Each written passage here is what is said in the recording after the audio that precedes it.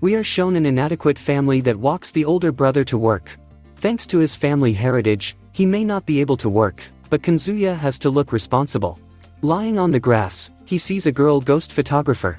They turned out to be similar, since the guy is also into spirits. So he invited Sotio to his house, on the pretext that it was haunted. The first thing they did was give her a tour of the cemetery. Shigeru acted disgustedly, and the younger girl became hysterical. Mitoshi had to console her. A bacchanalia ensued. Misako, the youngest, is very nervous about her parents' death and misses them. So Kazuya decided to summon their souls. Soshio was invited to observe the seance. Meanwhile, Sotio displays pictures and there are ghosts in them. She was interrupted by the doorbell. It was Coco. She invited the girl to the seance. Sachio didn't come alone, but with a boyfriend. Kazuya was saddened by this, because he liked her. And so the session started. The underage girl was clearly an extra. Mitoshi went to calm her down. But the little thing bit him, and he went crying to his parents' grave. Finally everyone calmed down. Something began. Ectoplasm came out of Shigeru, and his father's spirit came into him. He told Kazuya off and made Shigeru the eldest. Sotio's boyfriend took a sample of the ectoplasm. Kazuya tears down his parents' monument. Chalky keeps trying to summon her mother from the ectoplasm. Shigeru was blinded by the power of power and became a real dictator. He decides to have another session. The boy Sotio found out that the ectoplasm turned out to be ordinary. The fighters come to report to the despotic king. Friends, confident of Kurosaki's victory, wait for him in his room, eating scones. Yuki called a spiritual phone. There was a message for all units. The first squad was wiped out by unknown men. It turned out to be an irreparable loss. Kurosaki decided to take his mind off things and patrol. Nell fell on him from the sky.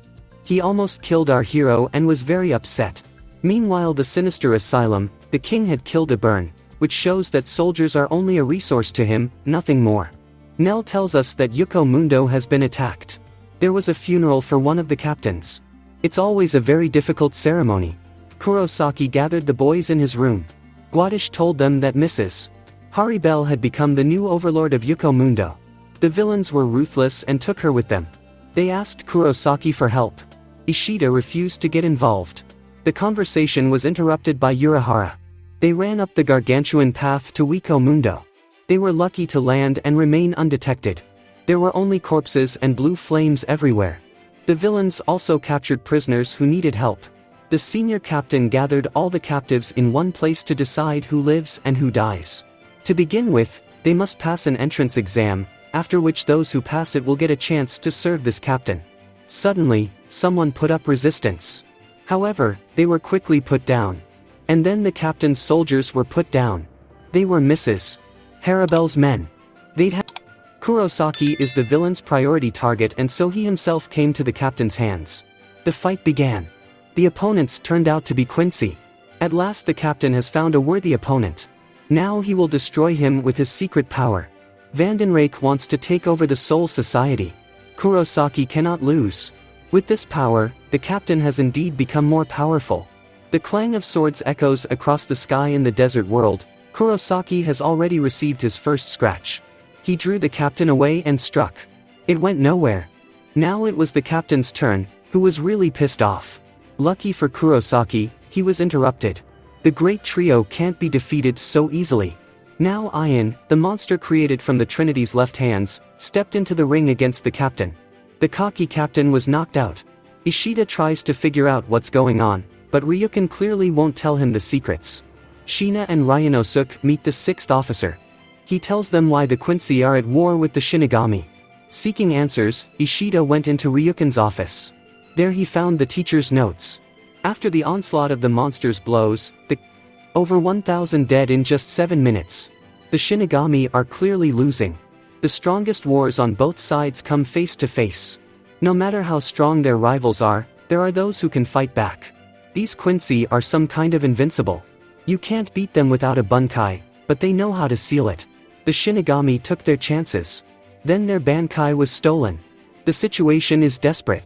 We must contact Kurosaki. He's now in battle with the captain who couldn't get hold of his Bankai.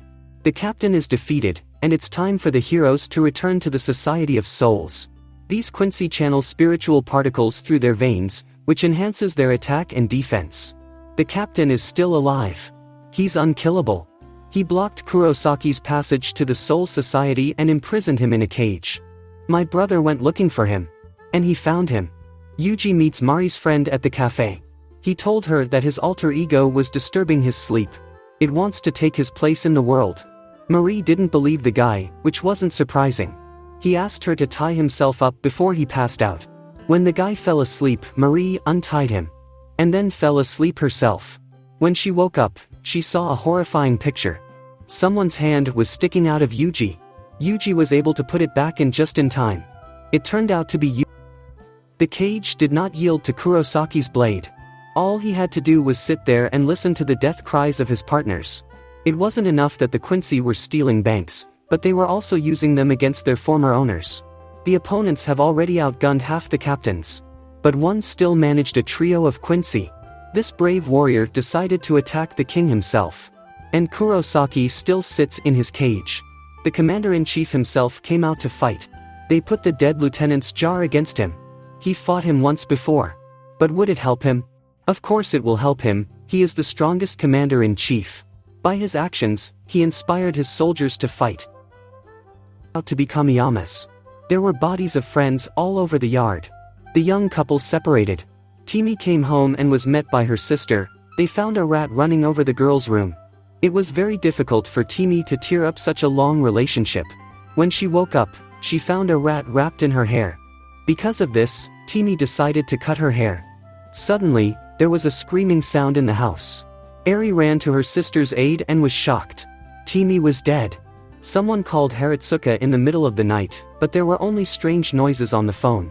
He had already found a new girlfriend and was living peacefully. The commander-in-chief himself came out against the king. The Quincy were confident of their victory. But now the Shinigami are up in arms, too. The outcome of the war depends on a single battle between two leaders. Suddenly the fierce fire of the commander-in-chief went out, and it became very hot all around. The commander-in-chief used a banai. A sword of infernal flame. Whatever he touched would turn to ash. A truly great battle. 1,000 years ago the Shinigami had already exterminated the Quincy. It was time to repeat history. The king fights against the fire of the real sun. Incredible power. The commander-in-chief chose a place of action over threats. Typical mistake of heroes. Finally an amazing attack against an equally amazing defense. The commander-in-chief has summoned the dead from hell itself. But the king cannot be defeated by that. He is surrounded by dead subordinates. The king broke free from the bony arms and went on the attack. The flames of the commander-in-chief lit up the whole area and struck the target. The fight was over. The Quincy leader is at death's door. It turned out he was not the true king, he was only following someone else's orders. He had killed only a pathetic copy, and here was the inimitable original. While the commander-in-chief fought the counterfeit, the true king descended into the dungeon to the dangerous Eisen. Is this the end? The strongest banai was in the hands of the enemy. The commander-in-chief is defeated. The soldiers' fighting spirit has been replaced by a thirst for revenge. Their brave leader they had followed was now dead. And the Quincy have set about destroying the Society of Souls. Against them, ordinary warriors could not stand. Full of despair, Kurosaki finally opened the passageway. He was stunned by what he saw, everything destroyed, killed. The captain asked Kurosaki to protect the Soul Society. He could not let him down. For too long he had been idle. It was time to start destroying the enemies. He went straight to the king with the intention of killing him.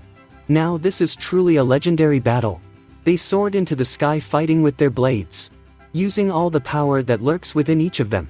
The king knocked out Kurosaki, but not for long. He used their own strength against his opponent. The king wants to get hold of Kurosaki and make him his ally, break his will. Just as he wanted to pierce the guy with his blade, time is up, it's time to go back to Vandenrijk. Police have already found some clues, a little more and they will be caught. They decided to leave town by throwing the body down a well. But it was already deformed. Tsuyoshi cut himself on the sharp edge of the rock that Ayumi had turned into. A monster crawled out of the well and started accusing Tsuyoshi of murder. The whole thing turned out to be a hallucination. The feeling of guilt stays with the... While there is a long-awaited pause, the wounded must be rescued and the dead buried. Kurosaka is told that his friends are fine. The wounds must be patched up. Some squad captains have been saved. They're in serious condition, but they're alive. Captain Kuratsushi summoned Kurosaki to his office. Kurosaki's Zenpaku was broken, it could not be repaired. Soon Zero Squad will arrive in Siriidii. It has only 5 members, all of them captains, but their strength is superior to all Godii 13 squads. They were oddballs. They arrived then to reorganize Godii 13, also for the sake of taking Kurosaki with them, as well as the other squad captains. Urahara and the others contacted Kurosaki. He asked him to take care of himself. Zero Squad offered to forge Kurosaki's sword into a new one. He could not refuse such a lucrative offer. So they arrived at the royal palace. Kurosaki was placed on some platform to send him to the abode of Unit 0. There in the hot spring Tenjiro will cure the battered captains. The mother was completely nuts and decided to cut the skin off herself, too, to get younger. Except she didn't have any layers. A huge fish washed ashore. Scientists were invited to study it. It's the find of the century. A crowd of onlookers gathered for this miracle, where a boy and a girl, who both hated the sea, met. He because of fear of fish, she because of the pain of loss. Inside the monster they found. Soon summer vacation will be over. I want to get together with friends, but no one is calling. Nor can Goro get her act together. Something is wrong with the loner, she suffers from the loss of summer. Then the girls realized that no one had invited Goto to go for a walk. It was urgent to fix that. The girls suggested we go for a walk on the beach, which broke her even more. And now they are on their way to the place. Ryo and Nijika go to a private school with strict rules. If Nijika does well in her studies, Ryo does everything at the last minute. How strange that Lonely doesn't have any friends at school, she's cool. So how do I bring her to her senses? The beach is the way to go. We could get a bite to eat. Another group photo. Now let's climb the temple. Whose idea was this? Who decided to kill everyone? Ah, yes, Keith. There's an escalator. Now Kita's seen enough of the scenery, it's time to go back down. In case a kite stole Goto's food. We can go home, but first we have to visit the temple of the goddess of music. Now it's definitely home. That was a lot of fun. Alas, summer is over, we have to go to school. 2 girls went on a hike up a mountain and got a little lost. Wandering through the woods, the girls came upon a temple and a column of monks. One of the elders came up to them. He offered to spend the night at the temple and stay there for a couple of days. They were lodged with Kuramoto. She is looking for her brother who disappeared after coming to this temple. The atmosphere there was calm and peaceful. Noviko and Soyako were lucky enough to get to the 100 meditation, which only takes place once every 3 years. Kuramoto decided to follow the monks and suggested the girls escape. They followed the monks and found a hidden passage. All the monks turned into mummies. Kuramata's brother found himself among all the mummies. She fell into despair. And the girls went to the exit, only to find themselves lost. Panic spread over the girls. The eyes of all the mummies were directed at them. Kuriko came to the playground. She had no one to play with, so she found her friend now. They quickly became friends. Now wanted to spend days on end with Kuriko, but she got a little bored with him. She wanted to get rid of him by any means necessary. The day of the fair came. Lonely is missing. We must find her. Success. We have to go back to class, the classmates are worried. It's going to be a wonderful party. The girls decided to visit the scarehead, buy some goodies, and play shooting range. Post-apocalypse visitors arrived. Goto taught them a lesson without her knowing it. Now the girls decided to visit Goto's classmates' cafe. They ordered an omelette. The friends decided to help the class. We have to rehearse everything properly before the concert. It will be the first concert in front of a large audience. I hope it's going to be great. The day of the recital. The excitement overwhelms everyone, but they get through it. Here you go, girls. Here comes the band Tourniquet. All their friends are here to see this performance. They're going to make it. To a very anxious and indecisive girl, Mayum, a nurse, Mitsu, was hired. She quickly learned how to behave with her. Mayumi needed detailed instructions in all daily activities. The first day went well. For a month now, the caregiver has been in charge of Mayumi. She became like her shadow. At the director's request, a subordinate ran down information about Mitsu. She lives with a guy who abuses her at home. Soon Mitsu is murdered, the roommate is the culprit. But Mayumi is not alone, Mitsu's ghost has been with her the whole time. Under Mitsu's guidance, Mayumi killed that roommate. Sayuri brought home a kitten, who was named Korin. Soichi decided to mock the kitty. His sister arrives in time. The kitty hits with static electricity, and Soichi thinks it's his curse working that way. He played with Korin's dead snake, which he ate, and then he started hunting other insects and small animals. Korin has become